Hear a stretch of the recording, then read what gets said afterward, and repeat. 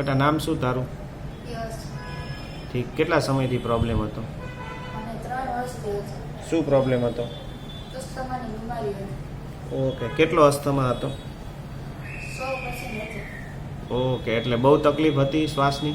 હા. કેટલી હતી બોલ? બહુ જ હતી. શ્વાસ નહોતો લઈ શકતો? ના. પછી? અને પછી ગમે ત્યારે શ્વાસ ચડે ત્યારે તરત જ જવું પડતું હતું દવાખાને રાત્રે. રાત્રે પછી જઈને શું ડૉક્ટરો કરતા હતા? તપાસ કરતા હતા અને દવા લીધી. ઓકે, મટતો નહોતો? ના. ઓકે, મારી પાસે દવા શરૂ કરી પછી તને કેટલી વાર શ્વાસ ચડ્યો?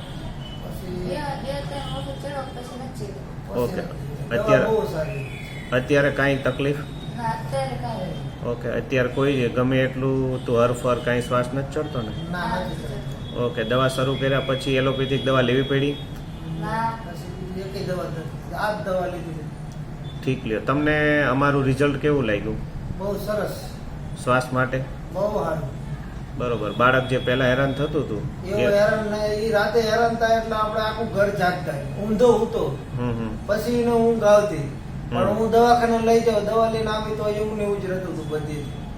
પછી તમારી સાહેબ દવા લીધી હતી પછી બહુ સારું હતું. રાતે હું હુઈ શકું, એની મમ્મી હુઈ શકે, મારા બા હુઈ શકે, આખું ઘર જાગતા.